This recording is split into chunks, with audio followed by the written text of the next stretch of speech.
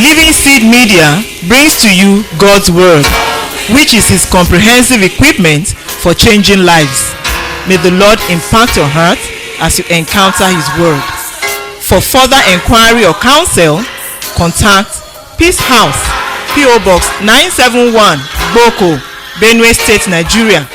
Telephone numbers 0703 0363659, 0703 7681198. Email address lsmedia@livingseed.org or visit our website at www.livingseed.org. Let us sit back and listen as the servant of God brings forth the word of life.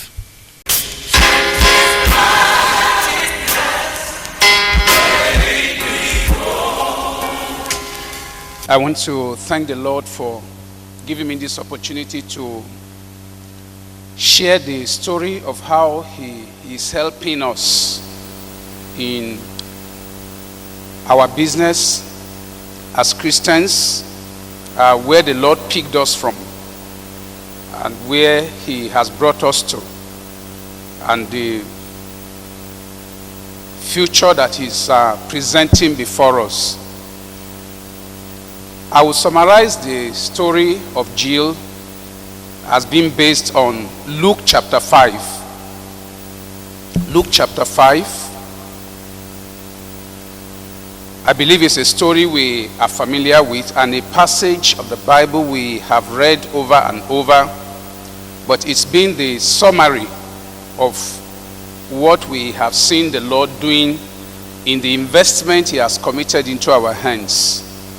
Because of our time, instead of reading from verse 1, I'll read from verse 8. Verse 8, Luke chapter 5. When Simon Peter saw it, he fell down at Jesus' knees, saying, "Depart from me, for I am a sinful man, O Lord." For he was astonished, and all that were with him, at the draught of the fishes which they had taken. And so was also James and John, the sons of Zebedee, which were partners with Simon. And Jesus said unto Simon, "Fear not, from henceforth thou shalt catch men." And when they had brought their ships to the land, they forsook all and followed him. By the time we were leaving the NYC, God had given us some very definite instructions that He was sending some of us to go into the business world to represent Him, even though we were all eager to go into missions and to go and be full-time gospel preachers. But God came across our way and impressed it upon our hearts, just as He's doing in this meeting, that there are several platforms in which this gospel will be preached. And I remember after the NYC years, God guided me to work in Bauchi State. I served in Gongola State then, now Adamawa State. And I really didn't understand what God was arranging, that God was giving me an opportunity to be exposed to the business world in the right way, to grow under a man who actually was willing to do his business in the Christian way. And I had the privilege of being given a free hand to not only set up the pharmacy, but to run it. Everything that happened, I was like my own boss, but under a man who was providing spiritual oversight. And I remember that at the end of the first year of working with this man, I was thinking that I would work there for about 3-4 years and maybe go for a master's degree and all of that and all of that. By the end of the first year, God spoke to me, said, "You have just one more year to go here." And I asked God, "Okay, what is the next thing?" God said, "I will tell you." At middle of the second year, God said, "You are going to start your own business." And the first thing that confronted me is the fact that I did not have any capital, and I did not know anybody I could go to say, look, God is calling me into business, but I need money. Along the line, God began to reassure me that it is him that I need, that he's able to raise the capital that I needed. Just about 3 months to the end of the second year, a brother came. We were together in the same chapel in the university, and he had a child who was asthmatic, and he came in to pick some drugs in the pharmacy. And he looked around. He said, brother, that God has blessed this pharmacy within 1.5 years. Because what God did was that the man I was working for left some capital in my hands. And after about 1 year, God had more than doubled this capital. The business had grown, and we could see God's hand on the business. In fact, I was amazed myself to see that I was running another man's business with a capital he gave, and we had an agreement with my boss. He only signed check for us to buy drugs. He was not tampering with our money. And we were able to run the place, pay the pharmacies, pay all the workers, pay our suppliers, and it was just like a model. And everybody that came around saw that within a space of 1.5 years, the pharmacy had grown. So this brother called me out. He said, look, brother, how much you need to do to establish a pharmacy? And I shared with him. And he said, don't you think two of us can start one? We were in the same chapel, and we never used to discuss business. It was never what was on our mind. We were always thinking of outreaches and all of that. And I asked him, brother, let's pray over it. After praying, we were sure God wanted us to go into partnership. And I was going to provide the services, and he was going to provide the finance. We wrote an agreement. We had a lawyer in the fellowship, because the matter of money can become a big issue, even though we are all born again, and we are all maybe speaking in tongues, reading our Bibles, involved in evangelism. This thing called mammoth, this thing called money, can be a big issue. So God helped us. Everything was well documented. We started that pharmacy, but the money we started with, it was at the instance of God. Because I remember in Luke 5, Peter and his team, they had toiled all through the night, and they had caught nothing. But after Jesus used the boat, and disciples were raised, and Jesus told them, launch into the deep, cast your net to the right, and we know the rest of the story. So it became clear that it just has to be God guiding us, instructing us, telling us what to do. Not just that I have capital, or I have people who have money, or I know something about business. I believe it has to be God. So we started this business. By the time we finished setting it up, the whole thing was very skeletal. Our capital got exhausted, but we knew God was in that business. And I remember one man came one day, he entered the pharmacy, he looked around, and he said, young man, don't you think you started your pharmacy too early? You should have worked with government a little while, made enough money, then you start your business. Of course, there was no way I was going to explain to him that God led us to start that pharmacy, that it was not our ambition, it was not something we set our heart to pursue, but for the fact that the Lord told us that was the next thing to do. And I was shocked. Within 6 months, we'll just buy drug from that same environment. We'll look around some wholesalers in the same town. We will reinvest the money back. Within about 6 months, most of our shelves were filled up. By the end of 1 year, in fact, we will come in there, the brother and I, we will laugh at what the Lord was doing. And people thought we were borrowing money from some areas, but we really were not borrowing. We were just turning around the capital that the Lord gave us, and God brought about the increase. By the end of the second year, that pharmacy was big enough to start another pharmacy. But God now spoke to our hearts. In fact, he spoke to us that it was time to leave Bauchi State. And while I was contemplating how I was going to share with this brother who we were in the partnership, I never knew that he also had reached the age of retirement from the university, and he was ready to leave with his family for the East. So it was just God making it possible for us to start that way. And we spoke, we agreed that we're going to sell the business. And God brought a Christian family. They bought that pharmacy from us. By the time we shared the money, just as we agreed in our initial memorandum of understanding, I had much more than I needed to start a pharmacy in Lokoja, where God led us to. And again, we went back to Lokoja. This time, God had given us some wisdom, understanding on how to nurture a pharmacy, how to nurture a business, and how to hand it over to Him, depend on Him, use the skills He has given to us, and trust Him for the increase. And we began the pharmacy in Lokoja, and again, gradually it grew, and it began to grow. And before we knew it, the word Jill became a household name in Lokoja, and we kept growing and growing. But along the line, there are quite a lot of things God began to teach me. I realized that that business itself was a way of knowing God. Each time we focused on God, I trusted Him, the business grew. Very tremendously, that people could see that this business is doing very well. And each time we looked away from God and we planned our own expansion ideas outside God, we realized that we always ran into trouble. I remember a particular incident.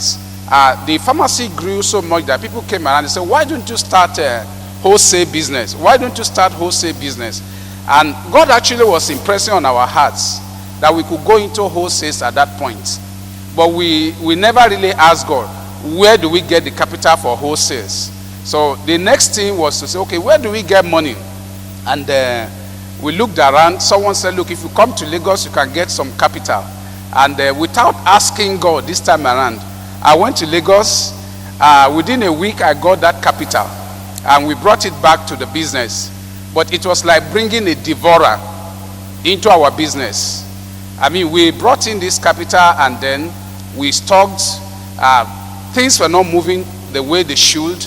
And we did not read the clause in the agreement of those that loaned us the money, that they had the right to increase their interests, as the source of their own fund also increases their own interests. And we just got a letter one day that we are going to be paying about 50%. You agree with me. I don't know the kind of business you invest in, and you'll be paying 50% interest. So all we had to do was to rush to pay that money off so that we could be free. And by the time we paid it off, I really hadn't learned my lesson. And I really can tell us that sometimes it's difficult learning the lessons God wants us to learn. We just find ourselves going back to the same mistakes. There is this tendency for all of us to always trust ourselves, trust our calculations, and all of that. But if there is anything I've learned over these years, is the fact that not just quoting scriptures just for quoting's sake, that with God, all things are possible. And that if we trust God, if I began to understand faith as following God's instruction, not just doing something, taking a step, and expecting God to bless it, or say I'm faithing it, I'm exercising my faith. That faith itself is obedience to the instructions that God gives us from time to time. And God asks, he said, okay, did I ask you to fund this wholesale thing? And I said, okay, God, I don't even have where to fund it. Can you help us now? And when we prayed, we thought God was going to act immediately. The fund was not forthcoming. But in a very miraculous way, one man walked. I wouldn't know whether it was an angel. When our brother was preaching this morning, and he was saying that angels could come to our wards, I believe it's a reality, a serious reality. Because this man looked so elderly, and he didn't look like a man who had money. That was one turning point in our business life. So he came in, he just looked at our office, he looked around, and he did as he asked us to give him one drug. I gave him, he said, can you cancel me on this drug? Imagine a patient asking you to cancel him. So I took him into my office, and as we sat down, the man looked at me, he said, young man, he said, I've been coming around here to buy drugs. And this shop has been a very well-stocked shop. But now it's going down. And he said, if I give you money, can you return this money back to me in 6 months' time? So the first question I asked is, who are you, sir? And where do you work? And how have you come across this kind of money you are? No, the man now introduced himself and told me where he works, the number of years he had worked, he had retired, and from the money that he just had a burden to give us money. I don't know whether you understand what I'm talking about. I mean, coming, not a bank, and not an individual I knew anywhere. And I told him, okay, sir, will you give me time to pray over this? Give me time. The man said, okay, when do I come back? I said, maybe sometime next week. So over a time, I was asking God, who is this man? What is the source of his money? Why will a man come into a shop and say, can I give you capital to do business? When we went to Lagos from Lokoja and got a money that plundered our business. And over the weekend, God assured me that he was the one sending that man to help us. So he came in and we discussed. He gave me the money. No, I said, you pay me back in 6 months. And I said, yes, sir. And that was how he gave us that money in a yellow leather bag. And we went in. That was another turning point in our business life. And God helped us. We paid him. No confusion, no nothing. In fact, up to today, I've not been able to chase that man. So I really, if you have seen an angel before, I would say I've seen one. I've seen one, because I don't know this man's. I can't trace the man, and that was the beginning of a major turning point in our business. Around 2005, God asked me a question. He said, "How long have you been in this thing?" I told God the number of years. He said, "Okay, can I move you on?" And I said, "Okay, God, move me on." For me, moving on, my eagerness was that I should sell that business and go into full-time mission work and all of that. That's been my own personal desire. So I was glad that God was going to relieve me of that pharmacy. And at that point, we were doing extremely well. We were doing very well. I mean, we were well stocked. We had some reserves and all of that. We were just waiting for God's guidance. And God said, okay, I should watch how he will help us get over that sin. So I just was convinced inside me that let me sell off this business and move on into missions. And we kept praying. I remember I traveled to a particular country for a Christian work. And I sent in my heart that God wanted me to work in that country. And one afternoon I was lying down on the bed after some meetings in the morning. And God opened my eyes. I saw I was in Europe. And then I saw I was also in Asia. And I was involved in handling drugs, helping some Europeans. And so I was saying, God, what is this? I just woke up in just like a trance. And God said, the next phase is that I will be involved in bringing in products from those countries he was showing to me. And of course, at this point, I was no longer afraid of capital. God had dealt with the issue of capital, the issue of provision. If God tells me that I'm going to build this kind of tent, I will know it's not me. I know it's just God that wants to work through me. So I said, okay, God, if it is you, work it out. We came for a meeting in Gboko, and I was driving back. As I was entering Lokoja, I switched on my phone. And there was this call that some white people from Poland wanted to do investment and all of that and all of that. I can't go into all of this because of time. The long and short of it was that I used to work for NAFDAC, so they went through NAFDAC, and NAFDAC contacted me. And by the time they called me and told me they were bringing me into that thing, I knew that was what God showed me in that country, and I agreed to work with them. But you see, it's God needed to move me out of Lokoja. It was like I was glued there. I didn't know the way to live there, but God needed to move me out. And these people eventually said, look, we are going to station we would like our office to be in Lagos. I never liked Lagos, and I never wished to do anything in Lagos. In fact, it was a city. I have friends, brethren in Lagos. I used to pray for them. I wonder how they live in that city. I mean, it's a city of stress. That's so. And if you have lived in Kano, Lokoja and all of that, to move into a city like Lagos would be something you wouldn't desire, because it's like you can only drive on a slow lane, and you're now asked to move to the fast lane. So I never really liked Lagos. But the way God arranged everything, I knew the hand of God was in it. I can tell you today I live in Lagos, but I really don't live in Lagos.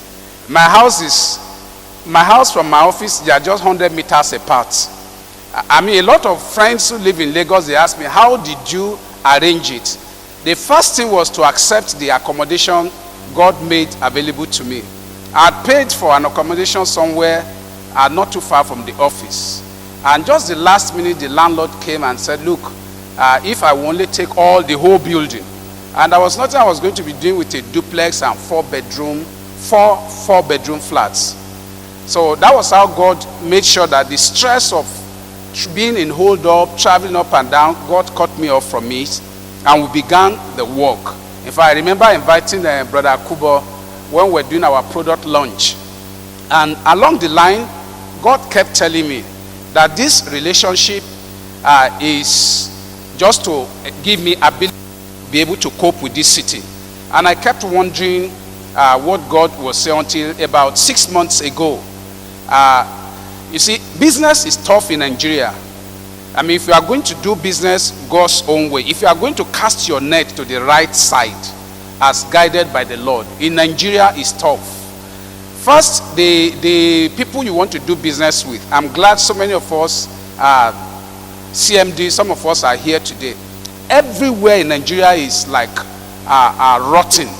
I mean, if you are just looking at the health sector, it's like that where to do business, the doctors, in fact, one of the prayers we pray in our office is that God should deliver us from the doctors. You know, I'm not saying all doctors.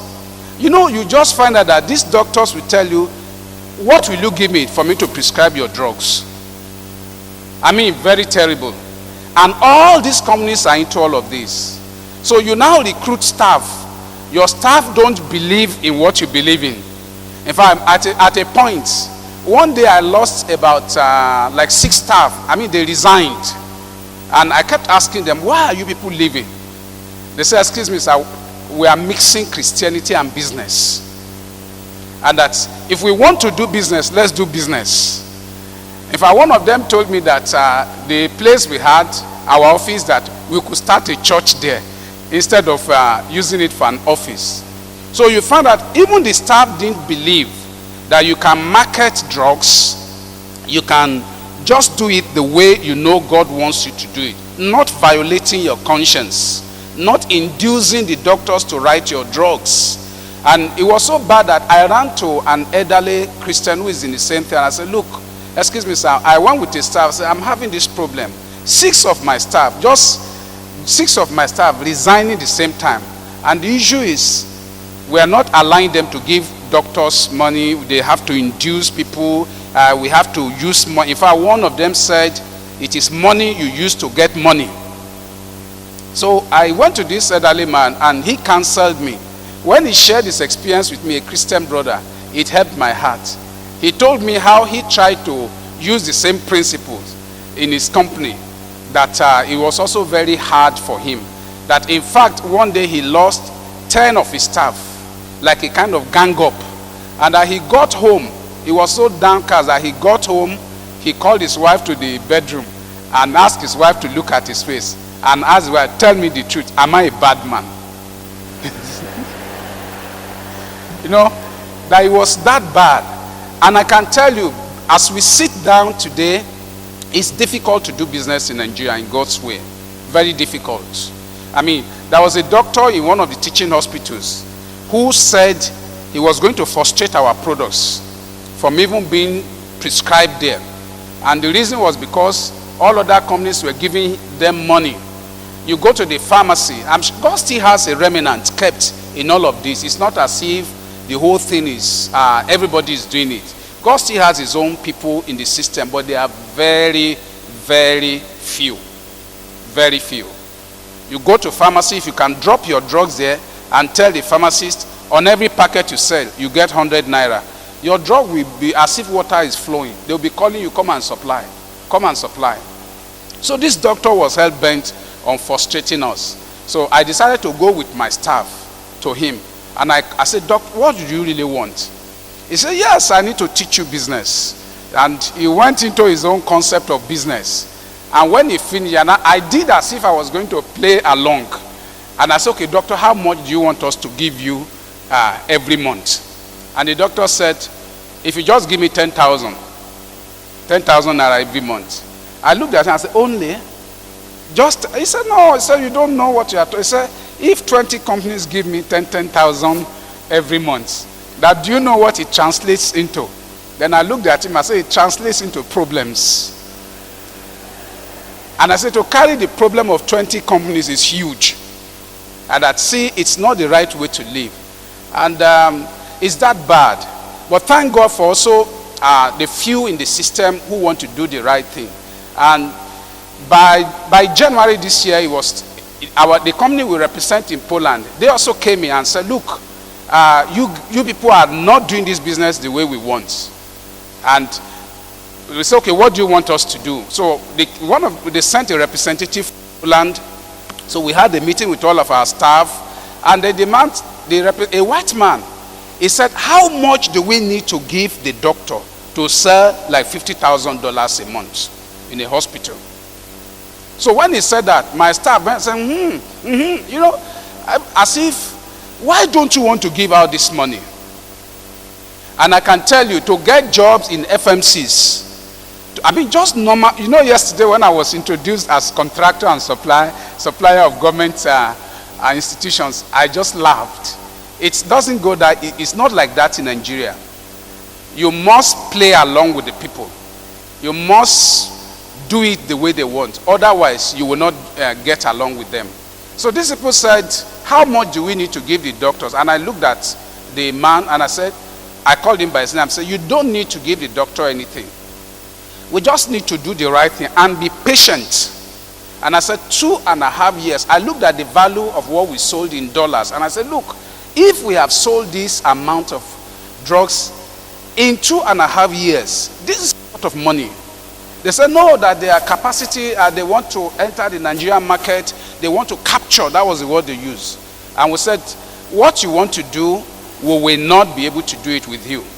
And because we can't be settling doctors, and then you give a doctor $10,000 to give you $50,000 prescription. I mean, like you go to a department, share $10,000 to the doctors, and expecting that every month they will generate $50,000 for you. So you do that in how many departments in a hospital?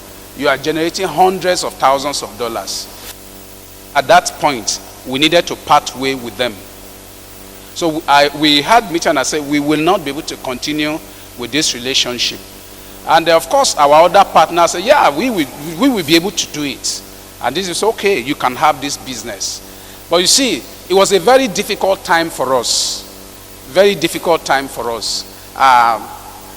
It's just like you have developed their products. You have done all the, I mean, we were in Jude, UCH, University of Illinois teaching hospitals like Home, UNTH, going around developing products only for them to come and say, we are taking these products from you.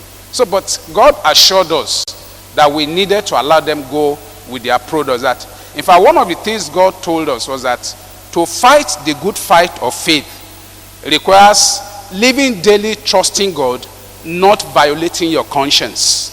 And God said, we must make up our minds to stand and not go this way with them. They took those, so they were shocked. Usually they gave us the power of attorney for 5 years. And if they were going to withdraw it, we could charge them a lot of money. But along the line, God just said, let go. Just release these things to them. Release these things to them. And we released those things. Yeah, for my core staff, it was a painful moment. And we now said, okay, God, what do we do? What do we do? And along the line, God said he was going to give us our own brands. And developing your brand is tough. But as we kept praying, God led us to NGC, Nigerian German Chemical Company. They are based in Lagos. I'm sure some of us, we know them. And we just walked in there. You see, God guides. That's the thing I want to say about Christian business. See, if you are trusting God, if you are leaning on Him, you can never be stranded. You know, January it was like we were stranded. And literally, but we kept praying. And when we got in discussing with NGC, they said they could do for us contract manufacturing. We should register our brands. We did all of that. But with NAFDAC, it will take us some time. And what will we do? Are we going to lay off our staff? How are we going to cope? And along the line, we went for a meeting. And I was praying that morning, God, what is the way out? I will be 6 months, will be stranded. God said, no, you won't be stranded. He said, when you get to NGC, ask them the products they have registered with NAFDAC that they are not marketing. I should ask for the franchise. You know, nobody gave us but God. So we got in that day, we had the meeting, and at the end of the day, they agreed to manufacture for us, gave them our brands. And then God said, ask them for the franchise of. So we now asked them, excuse me, are there products you have registered you are not marketing? They said, yes, we have. They told us they were not marketing their paracetamol, they were not marketing their cotrimoxazole, they were not marketing their perfloxacin and several of their products because they have become so big that they really don't need some of these products, and they are very good products. And we asked them, can you give us this franchise? And I can tell you today, if you see M&B, Hest, NGC, paracetamol, or any of those OTC products anywhere around the country, they gave us that franchise. And that helped us to kickstart, as it were, our business. And then God reminded us that we needed to raise men. I mean, that we just can't keep bringing in these people who don't believe in what we believed in. I can tell you today, God has given us 6 new reps, and we are ready to continue with them. I can tell you we are not stranded by the grace of God, and God is making ways for us. I want to thank Him that He's helping us to cast our net on the right side. Praise the Lord.